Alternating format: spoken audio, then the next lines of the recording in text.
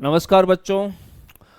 पशुधन निरीक्षक के क्लास में आपका बहुत बहुत स्वागत है। तो आज अपन जो है फार्मेकोलॉजी पढ़ते हैं। तो सबसे पहले अपने सामने है इसकी परिभाषा कि फार्मेकोलॉजी की परिभाषा क्या है।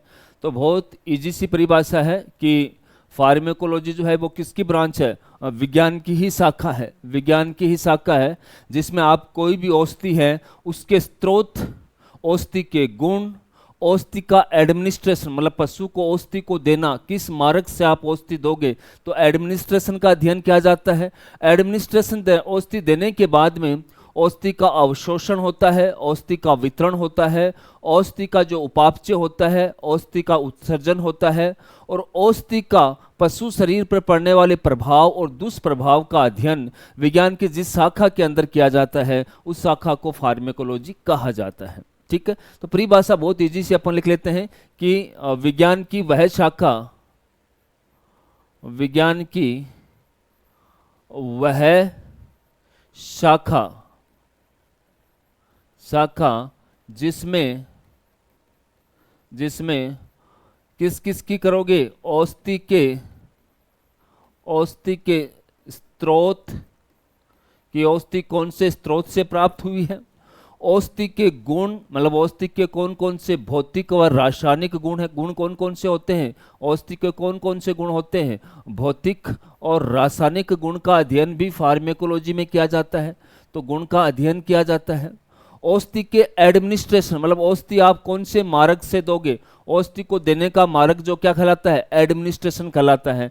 तो एडमिनिस्ट्रेशन का भी अध्ययन जो है का फार्मेकोलॉजी में क्या किया जाता है, का भी अध्ययन किया जाता है कि औषधि आप कौन से मार्ग से दोगे। मुख गवाह के माध्यम से औषधि दी जाएगी, इंट्रामस्कुलर दी जाएगी और आईवी दी जाएगी। कौन से मार्ग से दी जाएगी, तो मान लो कि औषधि आपने मुख गुहा के माध्यम से खा ली, तो मुख गुहा में जाने के बाद में औषधि कहाँ चली जाती है, आमाशय में चली जाती है। तो एडमिनिस्ट्रेशन के बाद में औषधि का क्या होना है, अवशोषण। औषधि का क्या होगा, आमाशय में क्या होगा, अवशोषण होता है। अवशोषण होने के बाद में औषधि शरीर की हर कोशिका तक पहुंचती है, जिसे क्या कहा जाता है, औषधि का वितरण कहा जाता है। और औषधि जाकर औषधि क्या करेगी, अपना प्रभाव दिखाने के बाद में औषधि का क्या होगा, मेटाबॉलिज्म होगा। तो उपापचय का भी अध्ययन इसमें किया जाता है, औषधि के उपापचय का अध्ययन।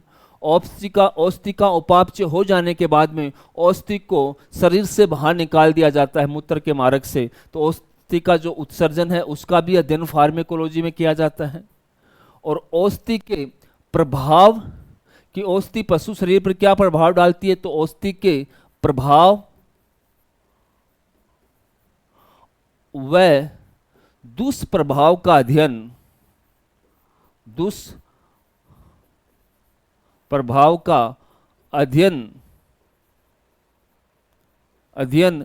जिस शाखा में किया जाता है, विज्ञान की जिस शाखा में, वह शाखा जिसमें दुष्प्रभाव का अध्ययन जिस शाखा में किया जाता है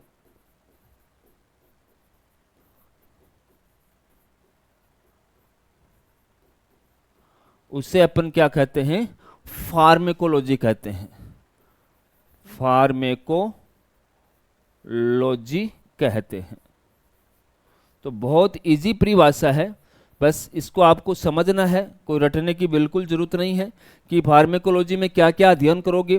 कोई भी औषधि है उसके स्रोत की पहचान करना होगी और औषधि के गुण कौन कौन से हैं, जैसे कि उसके भौतिक गुण है या रासायनिक गुण है, इसका अध्ययन भी फार्मेकोलॉजी में किया जाता है।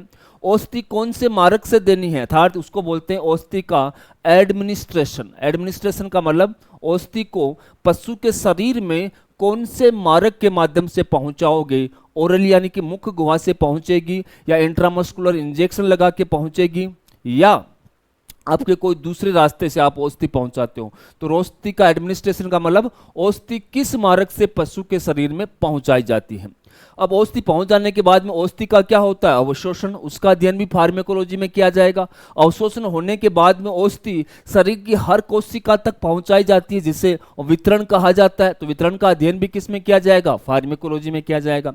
उपापचय, औषधि का मेटाबॉलिज्म होगा, औषधि टूटेगी तो टूटने वाला काम भी कहाँ पर होगा, शरीर में होगा, तो इसका अध्ययन भी कहाँ करोगे, फार्मेकोलॉजी में करोगे। उपापचय हो जाने के बाद में औषधि को मूत्र के माध्यम से शरीर से बाहर निकाल दिया जाता है। जब औषधि अपना काम कर लेती है तो जो उसका बचा हुआ भाग अपशिष्ट पदार्थ है उसको मूत्र मार्ग के द्वारा शरीर से बाहर निकाल दिया जाता है। तो उत्सर्जन का अध्ययन भी फार्मेकोलॉजी में करेंगे। औषधि ने पशु शरीर पर क्या प्रभाव डाला उसका भी अध्ययन फार्मेकोलॉजी में करेंगे। और औषधि का क्या क्या दुष्प्रभाव पड़ रहा है, क्या क्या शरीर पर दुष्प्रभाव पड़ रहा है, इसका अध्ययन भी अपन किस में करेंगे, फार्मेकोलॉजी में करेंगे। तो इन सब का अध्ययन जो है वो क्या कहलाता है, फार्मेकोलॉजी कहलाता है। तो ये परिभाषा आपको समझ में आनी चाहिए। आज की क्लास में अपने इंट्रोडक्शन में ज़्यादा जितनी भी शब्दावली हैं, जितनी भी परिभाषाएं हैं, वो सारी की सारी अपन पढ़ेंगे। तो चलिए, फार्मेकोलॉजी की परिभाषा आपको समझ में आ गई। अब अगली परिभाषा की तरफ अपन बढ़ते हैं। अगली परिभाषा है, एक होती है फार्मेकोग्नोसी। फार्मेकोग्नोसी क्या होती है, इस परिभाषा को पढ़ते हैं। सबसे पहले अपन ने कौन सी परिभाषा पढ़ ली कि फार्मेकोलॉजी क्या है, तो अब अगली परिभाषा अपन पढ़ते हैं फार्मेकोग्नोसी। तो बहुत इजी परिभाषा है। औषधि के स्रोत को पहचानना फार्मेकोग्नोसी कहलाता है कि औषधि जो है वो कौन से स्रोत से प्राप्त होती है, उसका स्रोत क्या है। जैसे उदाहरण के तौर पर, अपने स्रोत को आगे भी पढ़ेंगे, लेकिन आप उदाहरण के तौर पर समझ लो कि पेनिसिलिन जो एंटीबायोटिक है, पेनिसिलिन जो एंटीबायोटिक है वो किससे प्राप्त होती है, कवक से प्राप्त होती है। और उस कवक का नाम क्या है, पेनिसिलियम नोटेटम।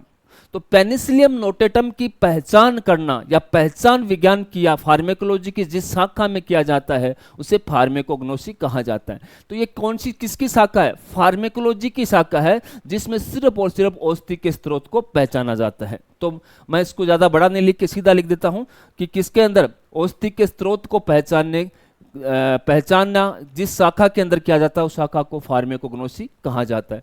तो ये फार्मेकोलॉजी की ब्रांच है। तो इसकी परिभाषा को लिखेंगे कि फार्मेकोलॉजी की वह शाखा, फार्मेकोलॉजी की वह शाखा जिसमें औषधि के स्रोत की पहचान की जाती है, मतलब जिस शाखा के अंदर, फार्मेकोलॉजी की जिस शाखा के अंदर जो है औषधि के आपको स्रोत को पहचानने का कार्य करोगे उस शाखा को अपन क्या बोलते हैं, फार्मेकोग्नोसी। और एक उदाहरण मैं आपके सामने लिख देता हूं। अपन स्रोत फिर पढ़ेंगे, बहुत सारे स्रोत पढ़ेंगे, आगे पढ़ेंगे, लेकिन मैं आपको समझाने के लिए बता देता हूं कि एक औषधि लिखता हूं। औषधि का नाम है पेनिसिलिन। औषधि का नाम क्या है, पेनिसिलिन। आप सबको पता है पेनिसिलिन क्या है, एक प्रकार की एंटीबायोटिक है। क्या है, एक प्रकार की एंटीबायोटिक है। और पेनिसिलिन कौन से जीवाणु को मारती हैं, ये ग्राम पॉजिटिव जीवाणु के विरुद्ध कार्य करती हैं। ग्राम पॉजिटिव जीवाणु के विरुद्ध काम करती हैं, साथ साथ थोड़ा थोड़ा अपन याद रख लें कि पेनिसिलिन काम क्या करती है, तो लास्ट में जितने भी एंटीबायोटिक है उनके कार्य भी अपने को याद हो जाएंगे। तो पेनिसिलिन जो है वो एक तरह की क्या है, एंटीबायोटिक है। क्या है, एक प्रकार की क्या है, एंटीबायोटिक है। और ये एंटीबायोटिक किसके विरुद्ध कार्य करती हैं, ग्राम पॉजिटिव जीवाणु के विरुद्ध कार्य करती हैं। और कार्य कैसे करती हैं, कोशिका भित्ति को खत्म करके करती हैं। इसको भी अपन आगे बढ़ेंगे। तो मुझे यहाँ पर इसका क्या करना है, स्रोत पहचानना है। फार्मेकोग्नोसी में क्या करना पड़ेगा, आपको इस औषधि का स्रोत पहचानना है। तो इसका स्रोत कौन सा है, पेनिसिलियम।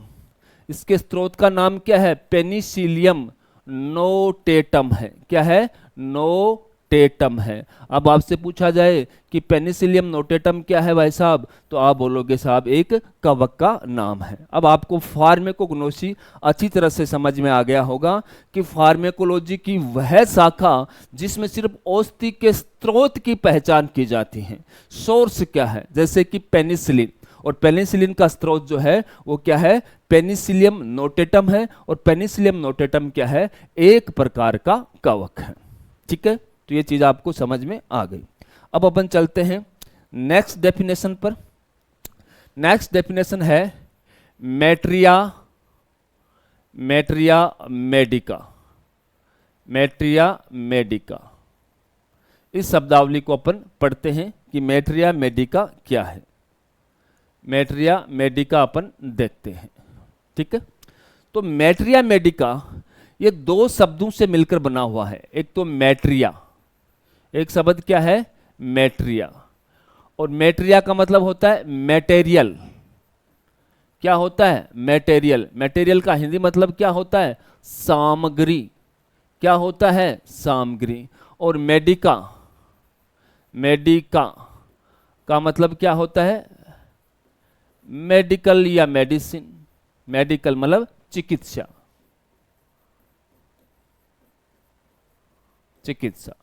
तो इसको परिभाषित कैसे करेंगे, इसको परिभाषित क्या करेंगे, कैसे करेंगे कि वही फार्मेकोलॉजी की वह शाखा जिसमें औषधि की, कोई भी औषधि है, औषधि की कच्ची सामग्री का अध्ययन करना।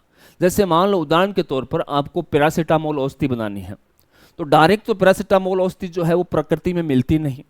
तो पैरासीटामोल औषधि बनाने के लिए आपको प्रकृति से कोई ना कोई कच्ची सामग्री जरूर लेनी पड़ेगी। उसी कच्ची सामग्री का अध्ययन जो है वो मैट्रिया मेडिका कहलाता है। तो मैं लिख सकता हूं कि औषधि की कच्ची सामग्री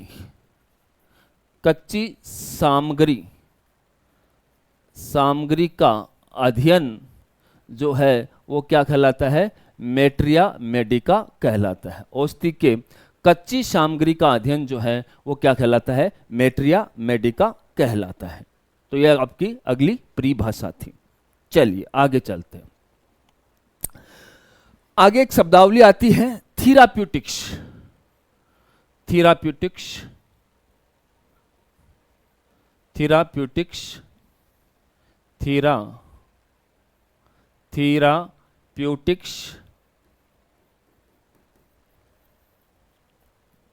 या कीमोथेरेपी।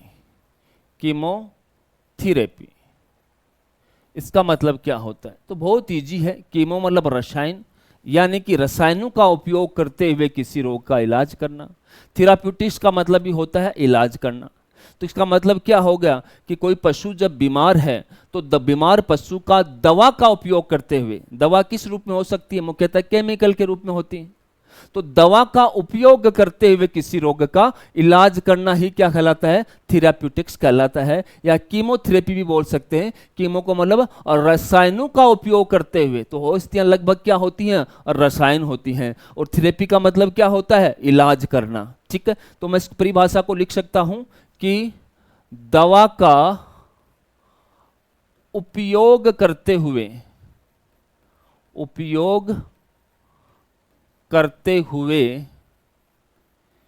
किसी रोग का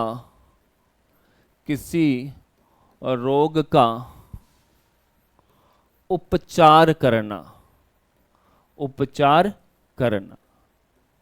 कोई भी दवा का उपयोग करो और उस दवा के द्वारा किसी भी रोग का अगर आपने इलाज कर दिया तो वो क्या कहलाता है, थेराप्यूटिक्स कहलाता है या कीमोथेरेपी कहलाता है।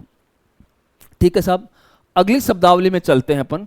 अगली शब्दावली जो है उससे अपन बोलते हैं फार्मेकोकाइनेटिक्स।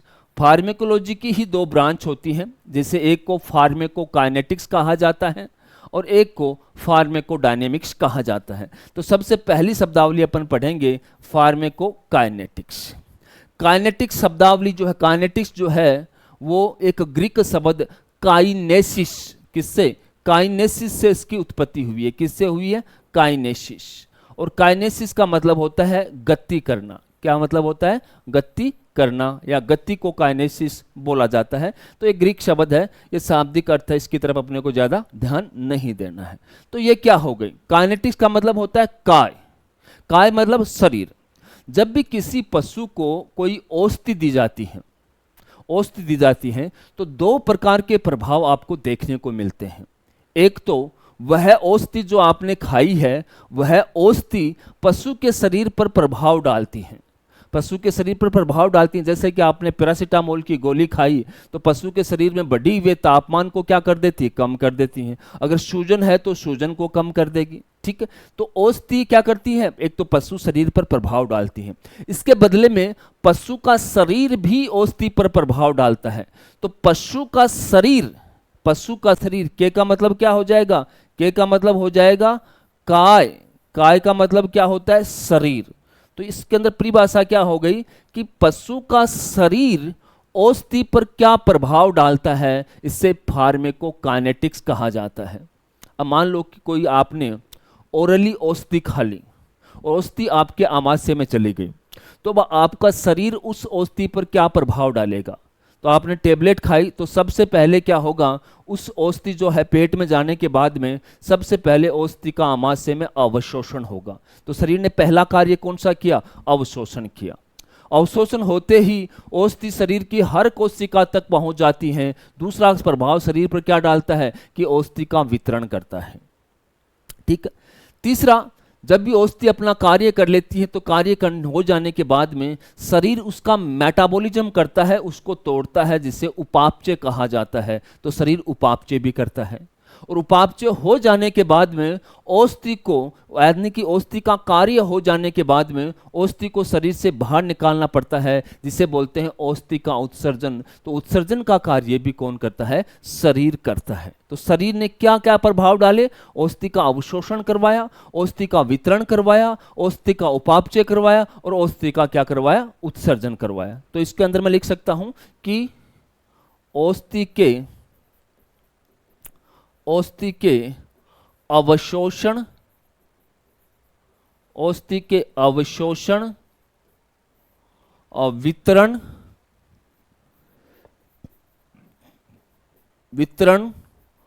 उपापचय व उत्सर्जन का अध्ययन, उत्सर्जन का अध्ययन जो है वो कौन सी शाखा में किया जाता है, फार्मेकोकाइनेटिक्स में किया जाता है।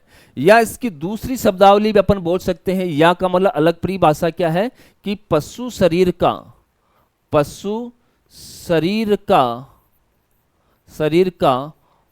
औषधि पर पड़ने वाले प्रभाव का अध्ययन, औषधि पर, पशु शरीर का औषधि पर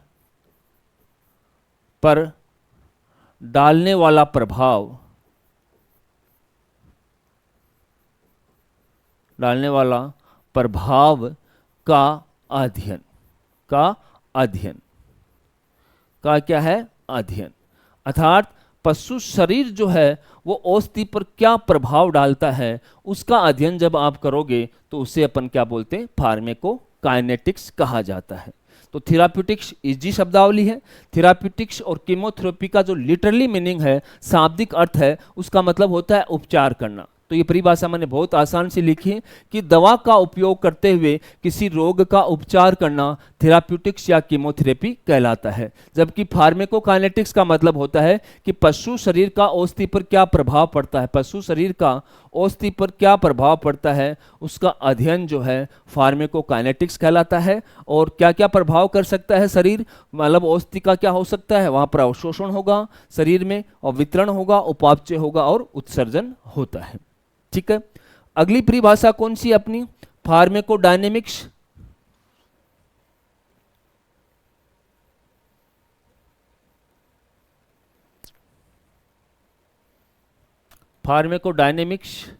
फार्मेकोडायनेमिक्स में से आप डी निकाल लो। क्या निकाल लो, डी का मतलब होता है ड्रग, ड्रग का मतलब हिंदी में होता है औषधि।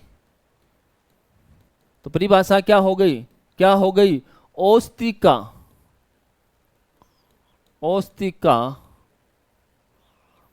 का पशु शरीर पर प्रभाव का अध्ययन जो है वो क्या कहलाता है, फार्मेकोडायनेमिक्स कहलाता है, ठीक है। तो क्या होता है कि औषधि शरीर पर क्या प्रभाव डालेगी, जैसे पैरासीटामोल औषधि मैं आपको उदाहरण के तौर पर लिख दूं कि जैसे कि पैरासीटामोल औषधि, पैरासीटामोल औषधि, पैरासीटामोल औषधि क्या प्रभाव डालेगी शरीर पर, क्या क्या प्रभाव डालती है, तो इसके 3 प्रभाव होते हैं। एक प्रभाव तो क्या करेगी, ये दर्द निवारक का काम करती है।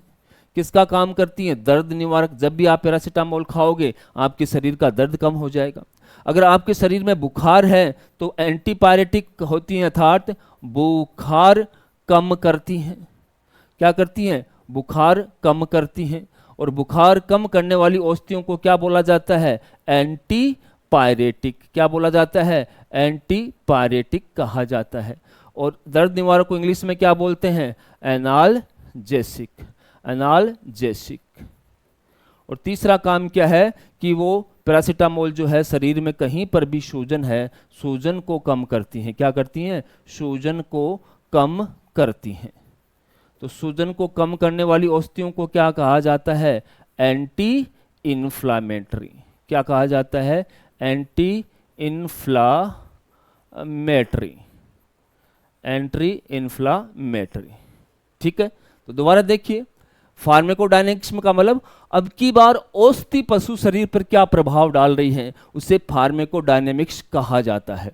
जैसे उदाहरण के तौर पर मैंने आपको बताया कि पैरासीटामोल औषधि आप खाओगे तो वो एनाल्जेसिक का कार्य भी करती हैं, अर्थात दर्द निवारक का कार्य करती हैं। अगर आपके शरीर में फीवर है, आपके शरीर को बुखार है, तो बुखार को भी कम कर देती हैं। इसको अपन क्या बोलते हैं, एंटीपायरेटिक बोलते हैं। या फिर जो है आप क्या है, सूजन को कम करती हैं, अर्थात एंटी इन्फ्लामेटरी कार्य भी करती हैं। तो यह है फार्माकोडायनेमिक्स की परिभाषा। आगे चलते हैं, अगली परिभाषा जो है इससे पोसोलॉजी। अगली परिभाषा क्या है, पोसोलॉजी। क्या है, पोसोलॉजी। पोसोलॉजी का मतलब होता है औषधि के खुराक का अध्ययन करना। औषधि का खुराक का अध्ययन करना मतलब आप औषधि की खुराक बनाना। ठीक है, भिन्न भिन्न प्रकार की खुराक बनाई जाती हैं। मात्रा जो है, मात्रा के आधार पर या पशु के वजन के आधार पर अलग अलग खुराक के अंदर औषधियों का जो है निर्माण किया जाता है। तो अपन सिंपल सा ये लिखेंगे कि औषधि के खुराक का अध्ययन, औषधि के खुराक का अध्ययन, खुराक का अध्ययन विज्ञान की जिस शाखा के अंदर किया जाता है उस शाखा को क्या कहा जाता है, पोसोलॉजी कहा जाता है। एक शब्दावली आती है फार्मेसी, एक शब्दावली आती है फार्मेसी, फार्मेसी। एक शब्दावली आती है उसको बोलते हैं फार्मेसी। शब्दावली को क्या बोलते हैं, फार्मेसी। फार्मेसी क्या होती है, फार्मेसी तो आपको पता ही है कि औषधि का जो भी स्रोत है उस स्रोत से औषधि को इकट्ठा कर लो और प्रयोगशाला में उसके मिश्रण को तैयार करना, औषधि को तैयार करना। प्रयोगशाला या लेबोरेटरी के अंदर, लेबोरेटरी के अंदर जो है औषधि को तैयार करना क्या कहलाता है, फार्मेसी कहलाता है। तो क्या है, औषधि को इकट्ठा करना, कलेक्शन औषधि का, और औषधि का प्रिपरेशन यानी कि प्रिपरेशन जो है वो क्या कहलाता है, फार्मेसी कहलाता है। तो ठीक है, मैं लिख सकता हूं कि औषधि का कलेक्शन, कलेक्शन कहाँ से करोगे, औषधि का कलेक्शन कहाँ करोगे, स्रोत से करोगे। औषधि का जो भी स्रोत है उस स्रोत से औषधि को निकाल लो। तो औषधि का कलेक्शन, कलेक्शन व प्रिपरेशन यानी कि निर्माण, प्रिपरेशन फार्मेसी कहलाता है, फार्मेसी कहलाता है। यानी कि मैं एक रफ भाषा में बोल दूं कि औषधि का निर्माण, औषधि का निर्माण जो है वो क्या कहलाता है, फार्मेसी कहलाता है। तो औषधि के निर्माण के लिए औषधि के स्रोत से आप औषधि का कलेक्शन करोगे, औषधि को इकट्ठा करोगे यानी कि उसका पृथक्करण करोगे, और फिर उस औषधि का जो है आप निर्माण करोगे, विभिन्न डोज के अंदर, विभिन्न रूपों के अंदर उसका निर्माण करोगे। तो इस शाखा को क्या कहा जाता है, फार्मेसी कहा जाता है। ठीक है, और फार्मेसी का ही भाग होता है पोसोलॉजी। फार्मेसी तो क्या है, निर्माण वाली है, निर्माणकारी प्रक्रिया है, यानी कि औषधि का निर्माण करना। और फार्मेसी की ब्रांच है पोसोलॉजी, जिसके अंदर जो है खुराक का अध्ययन किया जाता है। किसका अध्ययन किया जाता है? खुराक का अध्ययन किया जाता है। तो ये दो शब्दावली भी आपको याद रखना है। ठीक है, आगे चलते हैं। आगे एक शब्दावली आएगी बार बार, डोज।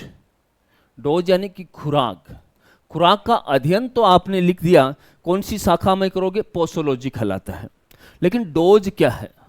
तो डोज का मतलब होता है औषधि की वह मात्रा जो पशु शरीर में प्रविष्ट करवाई गई है, सब पशु शरीर में प्रवेश करवाई गई है। किसके लिए? इच्छित उपचारात्मक या परिणाम प्राप्त करने के लिए। मान लो कोई पशु बीमार है, आप ये चाहते हो, आपका इच्छित उपचारात्मक परिणाम क्या चाहते हो? कि यह पशु ठीक हो जाए, ये पशु एकदम उस बीमारी से ठीक हो जाए। तो पशु एकदम ठीक हो जाए, उसके लिए औषधि की जितनी मात्रा का उपयोग किया जाता है, वही मात्रा क्या कहलाती है? डोज कहलाती है। तो क्या है? औषधि की वह मात्रा जो पशु शरीर में प्रविष्ट करवाकर इच्छित मतलब इच्छा के अनुकूल, इच्छित उपचारात्मक मतलब उपचार ढंग से हो जाए, उपचारात्मक परिणाम प्राप्त किए जाते हैं। उपचारात्मक परिणाम प्राप्त किया जा सके तो उस मात्रा को जो है क्या कहा जाता है? डोज कहा जाता है। ठीक है, और ये मात्रा जो है, ये डोज जो है वो किस तरह से प्रदर्शित की जाती है? इसकी इकाई क्या होती है? प्रदर्शित कैसे की जाती है? इकाई भी आपसे कई बार पूछा जाता है। तो प्रति इकाई पशु वजन, प्रति इकाई पशु वजन, यानी कि मैं लिख दूं कि औषधि की मात्रा आपको मिलीग्राम में लेना है पर केजी, पशु के पर केजी, बॉडी वेट पर केजी, बॉडी वेट के आधार पर जो है वो डोज का निर्धारण किया जाता है। मिलीग्राम पर केजी बॉडी वेट के आधार पर इसका निर्धारण किया जाता है।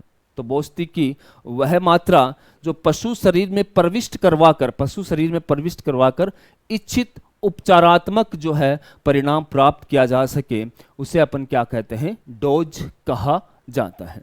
ठीक है, तो ये भी आपको याद रखना है। आगे चलते हैं।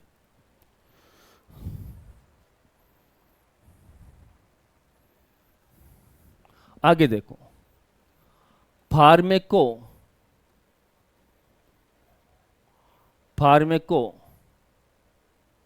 थेराप्यूटिक्स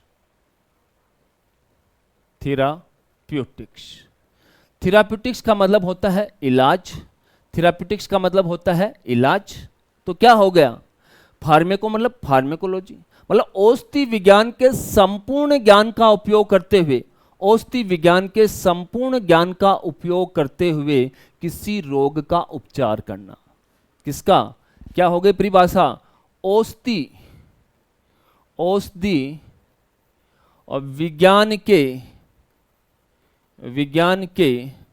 संपूर्ण ज्ञान का उपयोग करते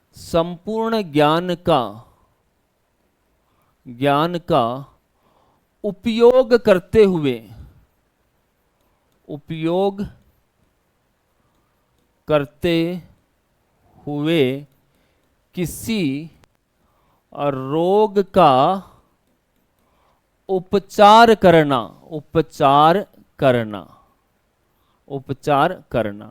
आपके पास फार्मेकोलॉजी का जितना भी ज्ञान है, वो सारा का सारा ज्ञान आपको काम में लेना है, फिर किसी रोग का आपको क्या करना है? उपचार करना है। तो इसको बोलते हैं फार्मेकोथेराप्यूटिक्स। सिंपल थेराप्यूटिक्स का मतलब या कीमोथेरेपी का मतलब होता है इलाज। उसका सिंपल इलाज होता है दवा का उपयोग करते हुए किसी रोग का उपचार करना, थेराप्यूटिक्स या कीमोथेरेपी कहलाता है। लेकिन औषधि शास्त्र का संपूर्ण ज्ञान का उपयोग करते हुए किसी रोग का उपचार करोगे तो उसे फार्मेकोथेराप्यूटिक्स कहा जाता है।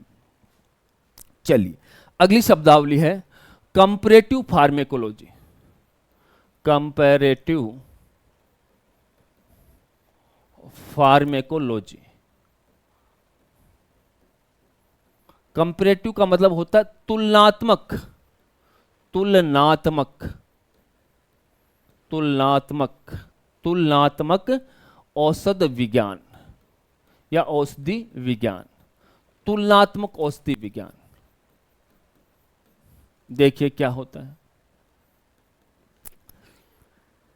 एक ही औषधि का जीवों के भिन्न भिन्न प्रजातियों में प्रभाव अलग अलग होता है, ये तो आप जानते हो। जैसे कि उदाहरण के तौर पर मैं बताऊं कि जाइलेजिन जो है वो रूमिनेंट्स को बहुत कम मात्रा में आवश्यक होती है।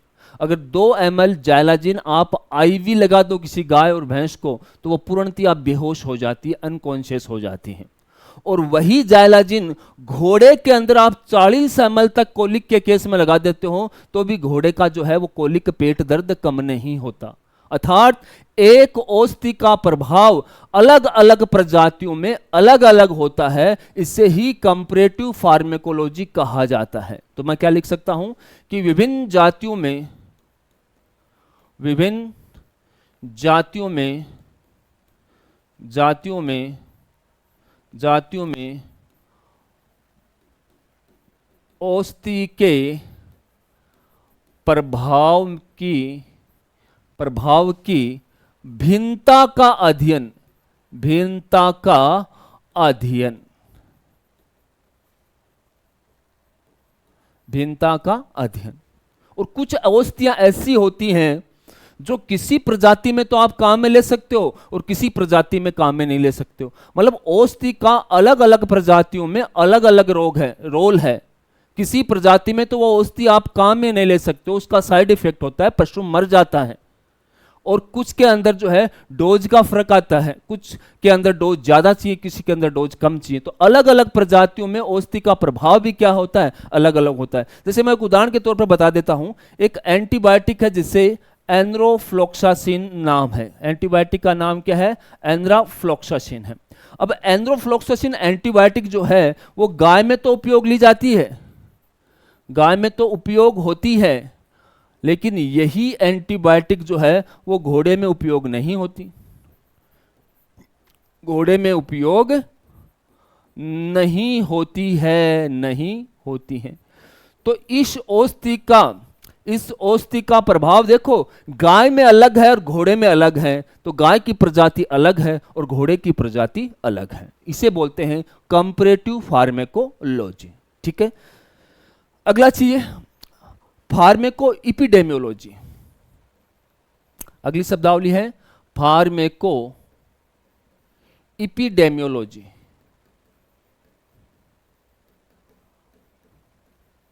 एपिडेमियोलॉजी मतलब जनसंख्या स्तर पर। अब की बार जो है जनसंख्या स्तर पर भिन्न भिन्न व्यक्तियों में औषधि की भिन्नता या भिन्न भिन्न प्रभाव का अध्ययन किया जाता है। कि आप एक जनसंख्या पकड़ लो, 1000 आदमियों की जनसंख्या पकड़ लो, 100 आदमियों की एक जनसंख्या आप ले लो और एक ही टेबलेट दो पैरासीटामोल, और अलग अलग 100 आदमियों के अंदर अलग अलग उसके प्रभावों का अध्ययन करो, तो उसे कहते हैं फार्मेको एपिडेमियोलॉजी। कंपैरेटिव के अंदर तो जातियां चेंज कर रहे थे, इसमें जाति एक ही रखनी है, फिर उसी की जनसंख्या लेनी है और उसी जनसंख्या में अलग अलग व्यक्तियों में अलग अलग पशुओं में क्या प्रभाव पड़ता है, उससे फार्मेको एपिडेमियोलॉजी कहा जाता है। तो मैं लिख सकता हूं कि जनसंख्या स्तर पर, जनसंख्या स्तर पर अलग अलग व्यक्तियों में, अलग अलग व्यक्तियों में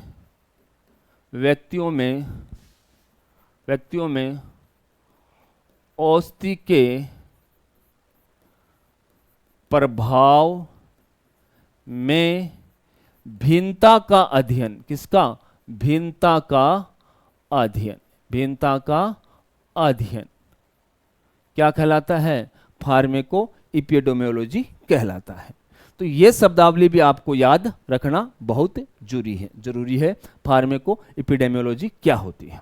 ठीक है, अब की बार जनसंख्या स्तर पर लेना है और उनके व्यक्तियों में देखना है कि इस एक औषधि का क्या क्या प्रभाव पड़ रहा है, उसमें कंपैरेटिव में अपन ने क्या किया था, अलग अलग जातियों में औषधि एक ही पकड़ी थी लेकिन जातियां भी अपन ने चेंज कर दी थी। ठीक है, अब की बार जाति भी एक है, औषधि भी एक है, लेकिन एक ही जाति के अलग अलग इंसान में क्या प्रभाव पड़ता है, इंडिविजुअल पर क्या प्रभाव पड़ता है।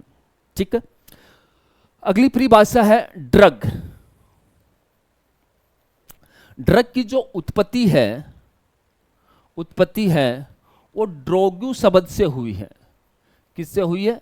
ड्रोग्यू। ड्रोग्यू का मतलब होता है सूखी जड़ी बूटी। सूखी जड़ी बूटी इसका मतलब होता है, जड़ी बूटी। ठीक है, और ये एक फ्रेंच शब्द है। ये कैसा है? ग्रीक नहीं, ये कैसा है? फ्रेंच शब्द है।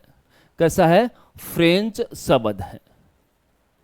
और जिसको हिंदी में क्या बोलते हैं, ड्रग को क्या बोलते हैं? दवा के नाम से जाना जाता है। ठीक है साहब, तो देखिए इसकी परिभाषा क्या है। ऐसा कोई भी भौतिक, रासायनिक व जैविक पदार्थ जो किसी रोग के उपचार में काम आता है या उपयोग लिया जाता है, उसे ही दवा कहा जाता है। कोई भी चीज क्यों ना हो, अगर किसी रोग का उपचार कर दे तो उसको अपन दवा ही कहते हैं। लोग तो दारू को भी दवा बोलते हैं, कई लोगों का रोगों का उपचार करता है। हाइपरटेंशन, टेंशन को कम कर देता है, तो टेंशन कम होते ही वही आदमी बोलता है कि दारू दारू नहीं है, दारू एक दवा है। ठीक है, दारू क्या है? एक दवा है। तो कोई भी भौतिक और रासायनिक व जैविक कारक जो किसी रोग के उपचार में काम आता है, क्या कहलाता है? दवा कहलाता है। क्या कहलाता है? दवा कहलाता है। ठीक है, कोई भी चीज हो सकती है। आप प्यासे और आपके शरीर में पानी की कमी हो गई और आपने पानी पी लिया और आपके शरीर का डिहाइड्रेशन कम हो गया, तो पानी क्या हो गया? दवा हो गई। पानी क्या हो गया? दवा हो गई। एक शब्दावली आती है प्रोड्रग। देखिए वो तो ड्रग थी, ये प्रोड्रग है। प्रोड्रग क्या होती है?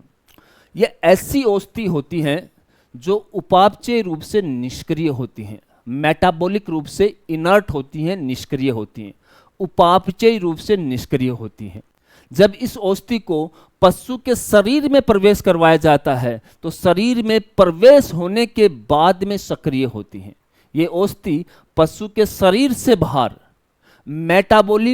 मेटाबॉलिक इनएक्टिव होती है, मेटाबॉलिक इनर्ट होती हैं। लेकिन इस औषधि को जैसे आप पशु के शरीर में पहुंचा दोगे, ये औषधि क्या हो जाती है? सक्रिय हो जाती हैं।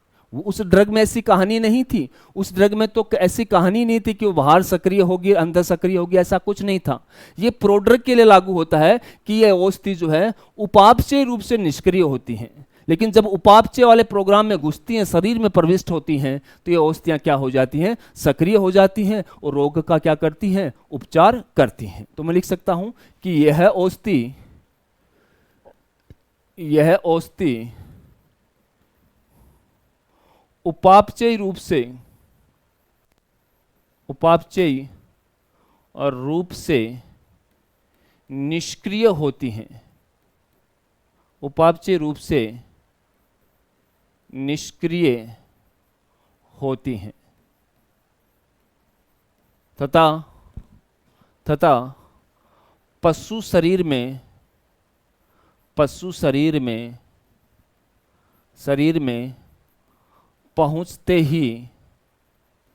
पहुंचते ही सक्रिय हो जाती हैं। तो ऐसी औषधियों को क्या बोला जाता है भाई साहब? क्या बोला जाता है? प्रोड्रग बोला जाता है। ऐसी औषधियों को क्या बोला जाता है? प्रोड्रग बोला जाता है। ठीक। अगली एक शब्दावली है, वो है फार्मेकोपिया। पिया। फार्मेकोपिया क्या होता है? देखो, फार्मेकोपिया एक पुस्तक होती है। हर देश की अपनी एक सरकारी पुस्तक होती है। उस पुस्तक में उस देश में चलने वाली जितनी भी औषधियां हैं उनका संपूर्ण नॉलेज, संपूर्ण ज्ञान, संपूर्ण सूचना होती है। जैसे औषधि का नाम क्या है, औषधि का स्रोत क्या है, औषधि को बनाने वाली कंपनियां कौन सी हैं, औषधि काम कैसे करती हैं, औषधि किस किस रूप में पाई जाती हैं, औषधि के डोज क्या क्या हैं, सारी सूचना आपको उस पुस्तक के अंदर मिलती हैं। उसे कहा जाता है फार्मेकोपिया कहा जाता है। क्या कहा जाता है? फार्मेकोपिया। और कैसे करना है? नाम वैसे ही देना है। अगर कोई इंग्लैंड की फार्मेकोपिया है तो उसे ब्रिटिश फार्मेकोपिया कहा जाता है। भारत की ऐसी कोई पुस्तक हो तो उसे इंडियन फार्मेकोपिया कहा जाता है। और इंडियन फार्मेकोपिया 1956 के अंदर जो है तैयार हुई थी। ठीक है, तो आपको ये चीजें याद रखनी है कि किसी देश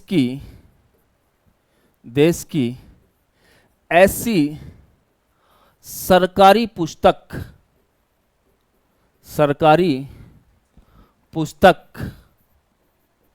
पुस्तक जिसमें उस देश में चलने वाली औषधियों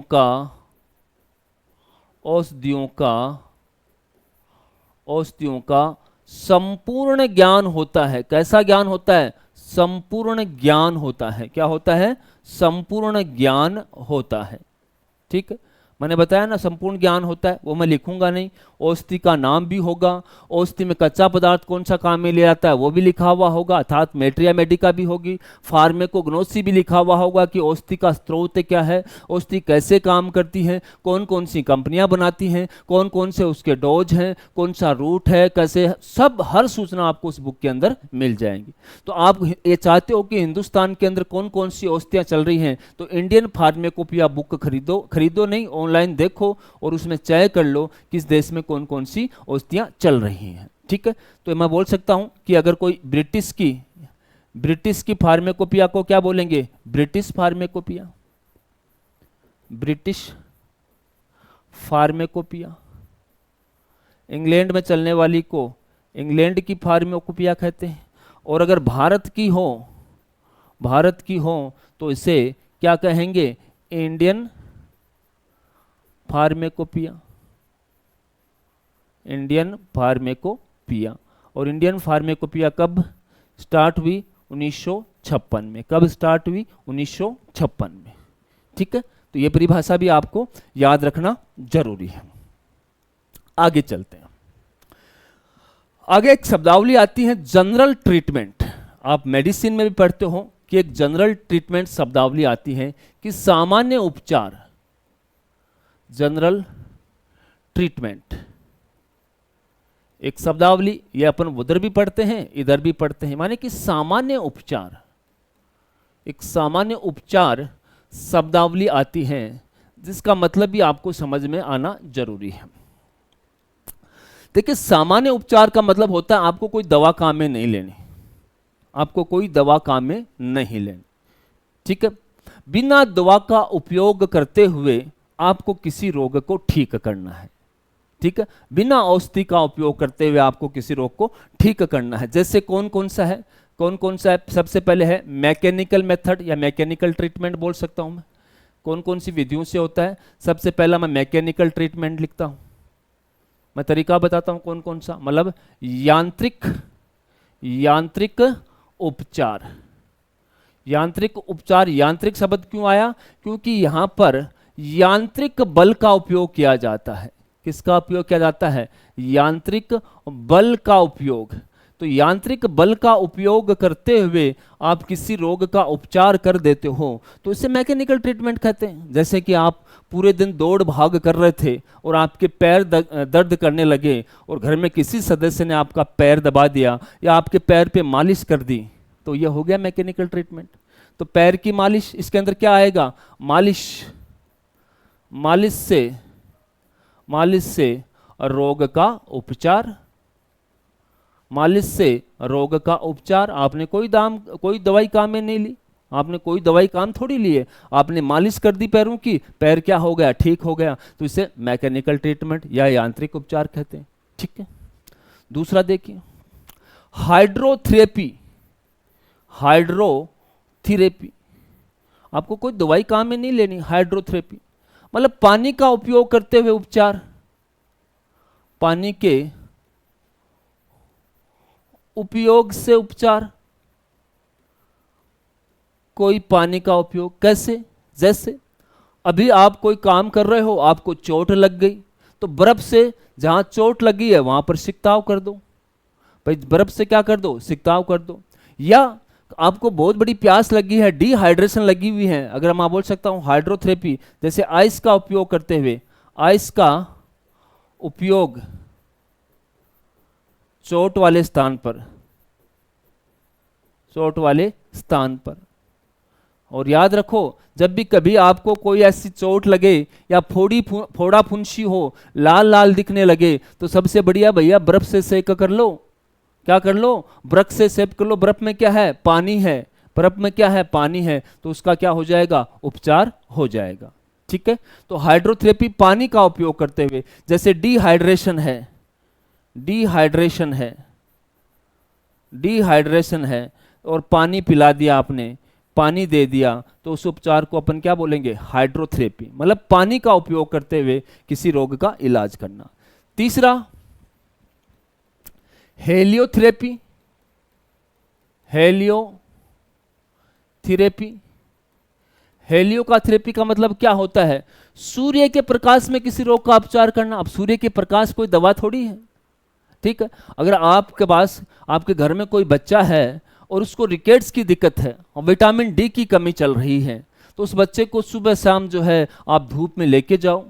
धूप में लेके जाओगे तो विटामिन डी का निर्माण हो जाएगा, बच्चा जो है बीमारी से क्या हो जाएगा, ठीक हो जाएगा। तो अब की बार आपने कोई दवा काम में नहीं लिया है, क्या किया है, सूर्य के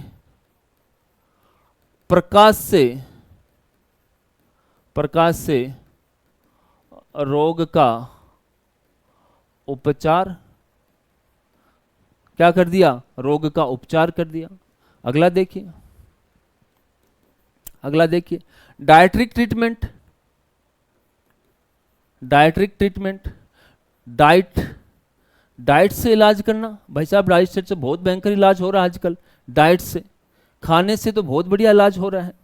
कैसे हो रहा है, मान लो कि कोई आदमी जो है वो मोटापा से ग्रसित है, कोई आदमी जो है मोटापा से ग्रसित है, तो उसका डाइटरी ट्रीटमेंट क्या करोगे, उसकी डाइट कम कर दो।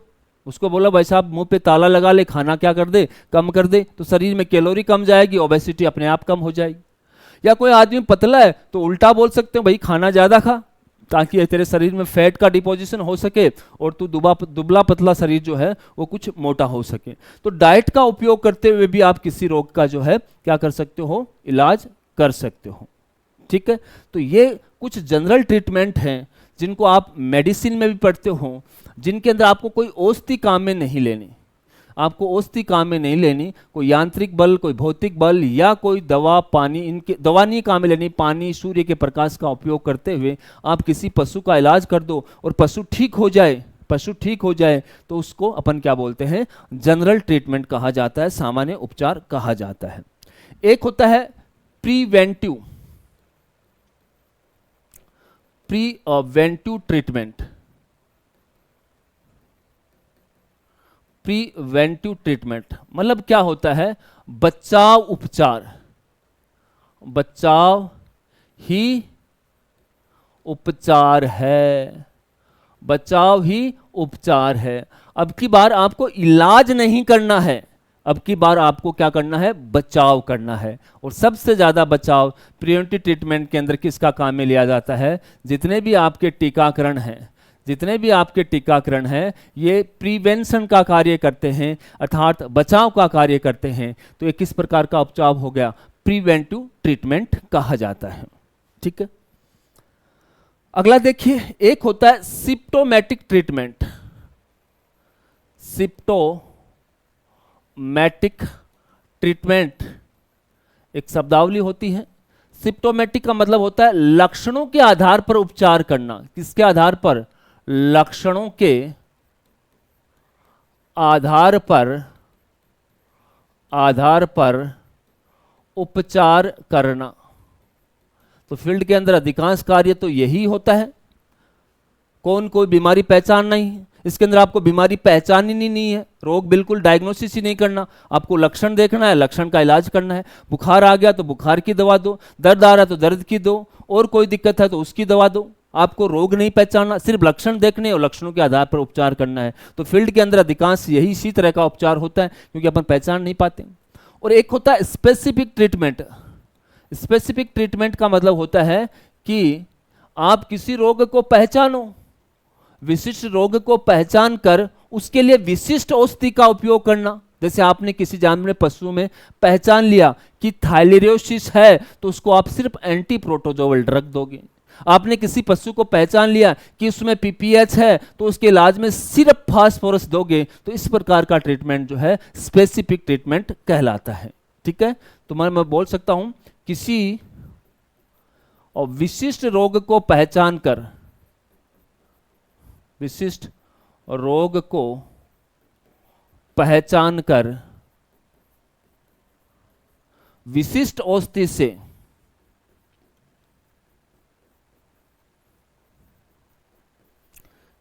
औषधि से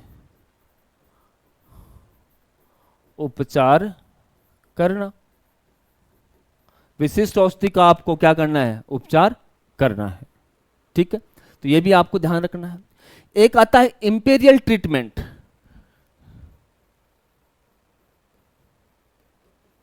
इंपीरियल ट्रीटमेंट अनुभव के आधार पर, अनुभवी उपचार।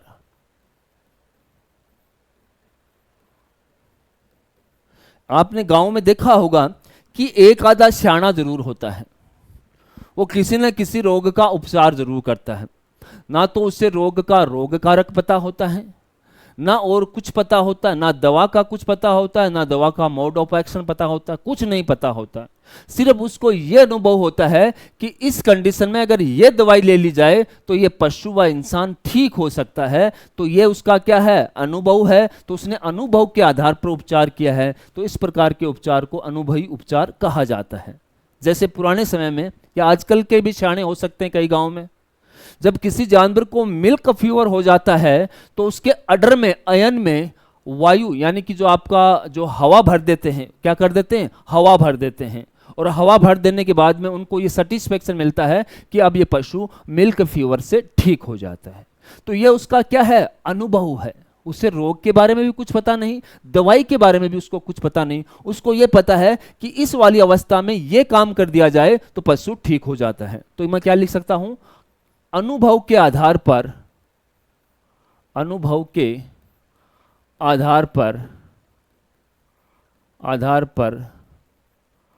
रोग का उपचार। जैसे उदाहरण के तौर पर बताऊं कि मिल्क फीवर में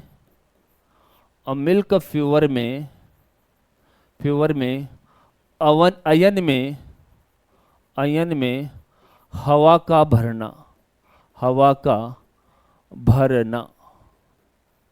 का भरना। ठीक है, तो इसे इंपीरियल ट्रीटमेंट कहा जाता है। अगला देखिए, एक होता है राशनल ट्रीटमेंट, तार्किक उपचार। क्या कहा जाता है इसे? तार्किक उपचार।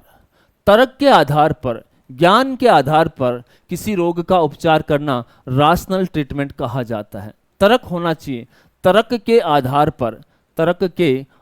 पर, अनुभव के आधार पर नहीं, तर्क के आधार पर रोग का उपचार जो है वो राशनल ट्रीटमेंट कहलाता है।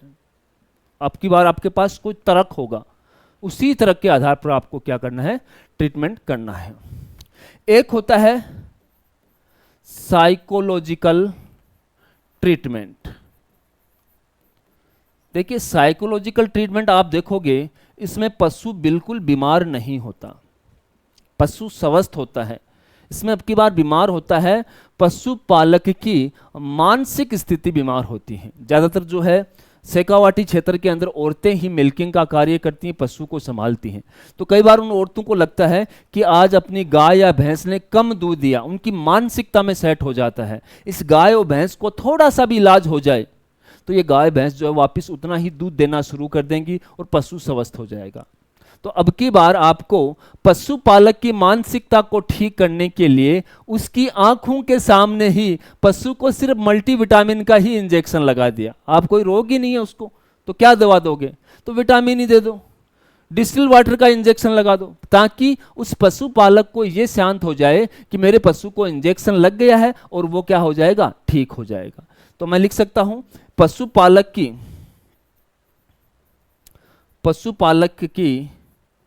मनोस्थिति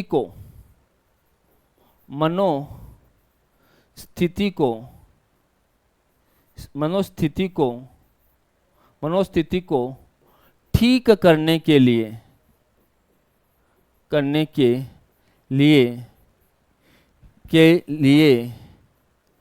किया जाने वाला उपचार।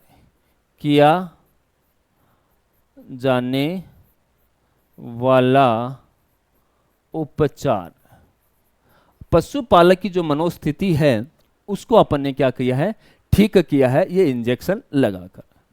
तो ये फार्मेकोलॉजी की पहली क्लास है। ऐसे आपको डेली क्लास मिलती रहेंगी। अभी के लिए इस क्लास में इतना ही। धन्यवाद।